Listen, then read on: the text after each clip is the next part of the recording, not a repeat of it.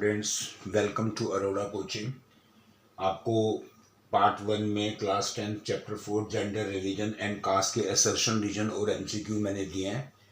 अब important question 1, gender division is not based on biology but on social expectation and stereotypes.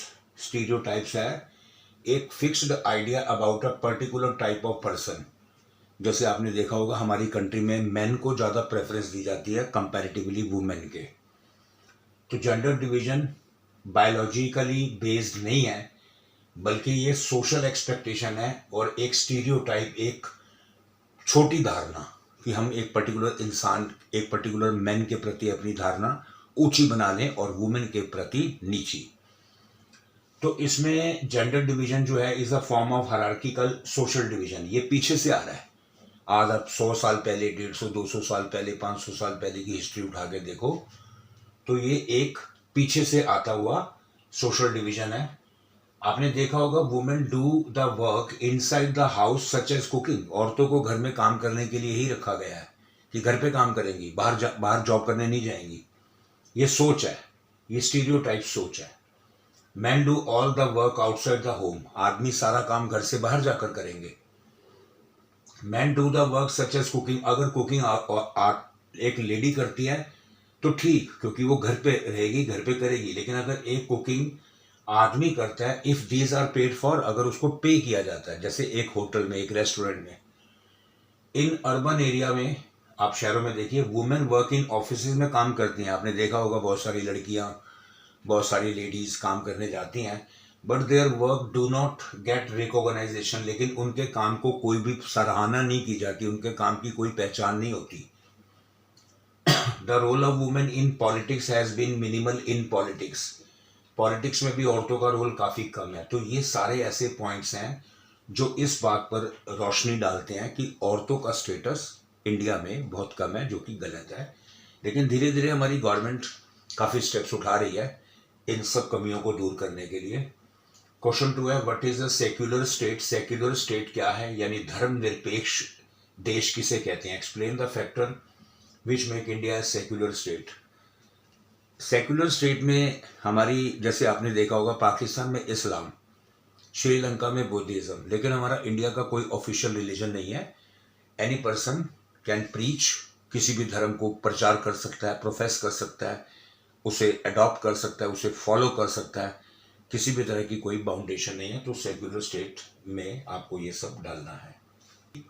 What were feminist movement. Feminist movement क्या है, which factor led to their formation. ये feminist movement के पीछे कौन से factor है जिससे फेमिनिस्ट मूवमेंट होते हैं, और व्हाट वर देयर डिमांड, इनकी डिमांड क्या है।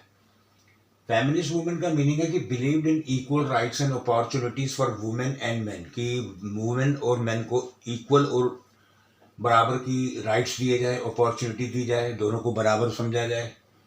कॉजेज ये हैं कि women were not given adequate attention by the government. लेकिन हमारी गवर्नमेंट पहले इतना अटेंशन नहीं देती थी, अभी रिसेंटली थोड़ा ध्यान देना शुरू हुआ है।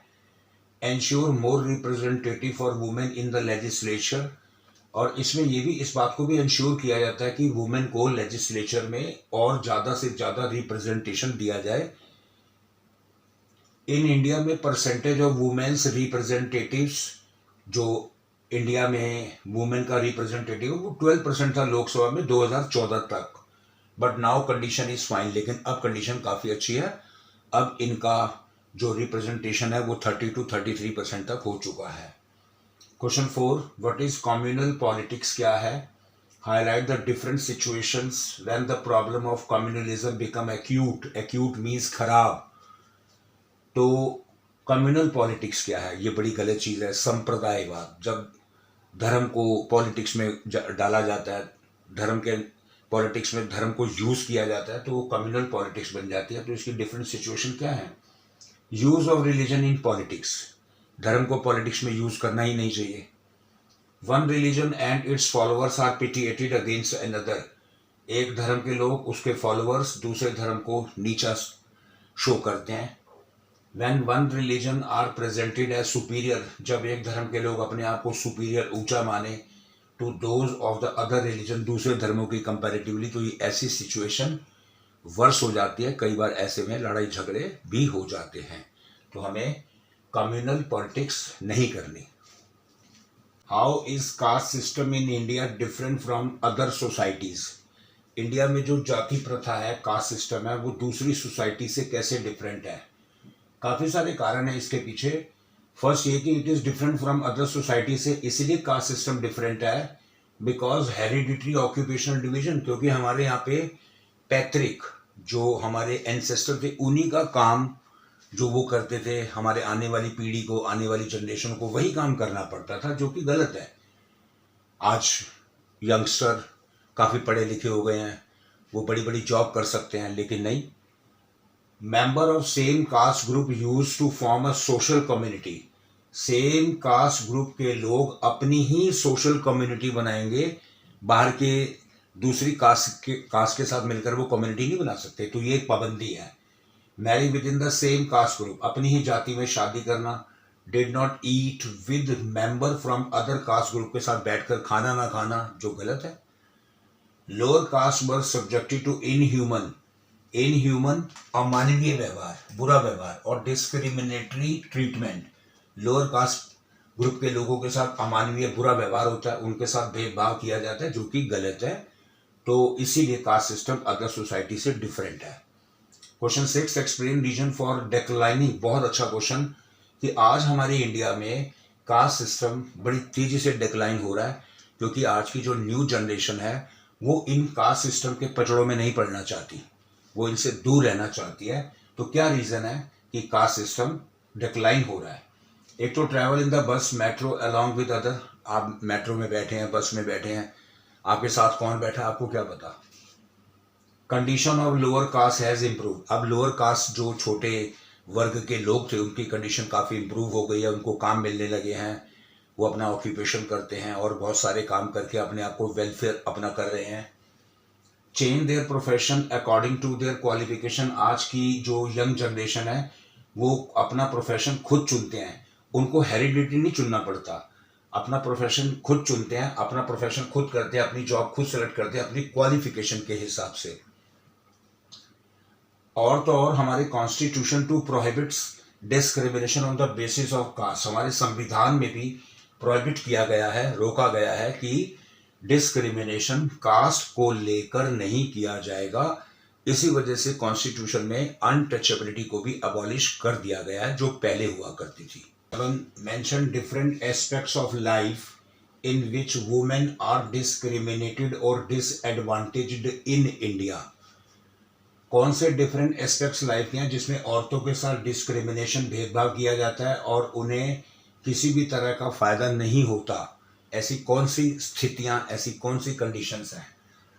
सबसे पहले लिटरेसी रेट लो है वुमेन का, only 54% as compare to 76% among man.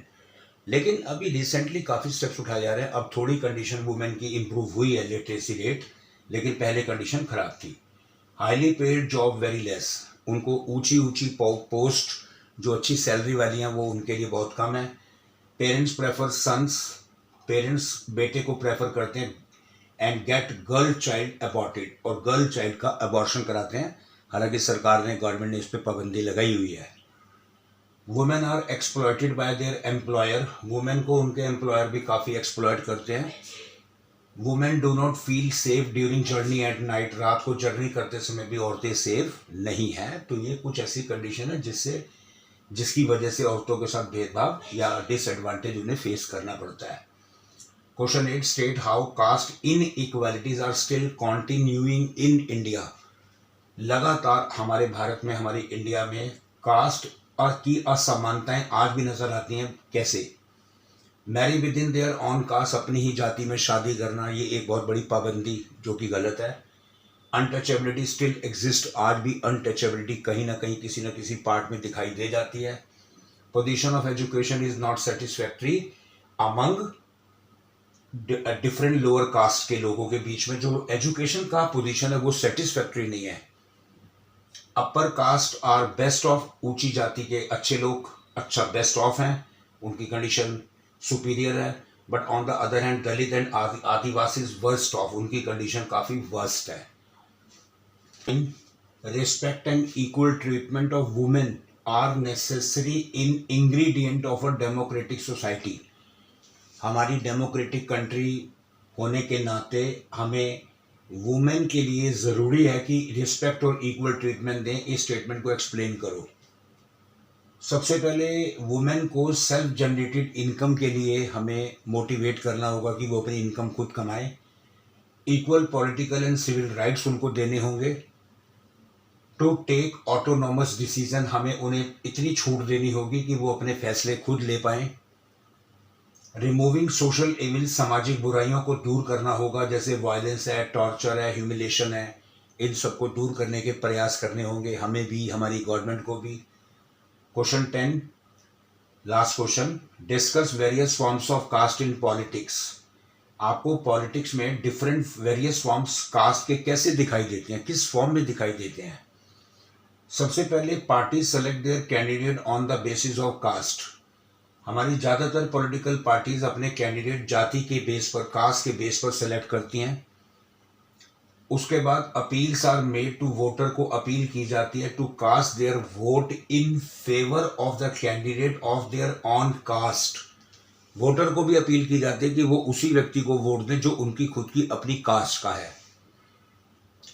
Next point है, political parties are also formed on the basis of caste to attract voter. Voter को अट्रैक्ट करने के लिए पॉलिटिकल पार्टीज भी जो बनाई जाती हैं वो भी कास्ट के बेसिस पर बनाई जाती हैं, जैसे Bahujan Samaj Party BSP, Dravida Munnetra Kazhagam DMK, All India Dravida Munnetra Kazhagam AIDMK. ये ऐसी कुछ पार्टीज हैं जो कास्ट के बेसिस पर बनी हुई हैं। तो स्टूडेंट, इस चैप्टर 4 का, क्लास 10th का पॉलिटिकल साइंस का जेंडर रिलीजन कास्ट के मैंने आपको एमसीक्यूज और असर्शन रीजन पार्ट 1 में दिए थे। पार्ट 2 में इंपॉर्टेंट क्वेश्चन मैंने आपको सिर्फ 10 क्वेश्चन दिए हैं। ये बहुत ही इंपॉर्टेंट है, आप इन्हें अच्छे से रिवाइज कीजिए। मैंने इनके साथ हल्के हल्के आंसर भी आपको की पॉइंट्स में दे दिए हैं, तो आप इन्हें अच्छे से रिवाइज कीजिएगा और हमारी वीडियो देखते रहिएगा। हमारी वीडियो को लाइक कीजिएगा, शेयर कीजिएगा और सब्सक्राइब कीजिएगा। धन्यवाद। Thank you so much.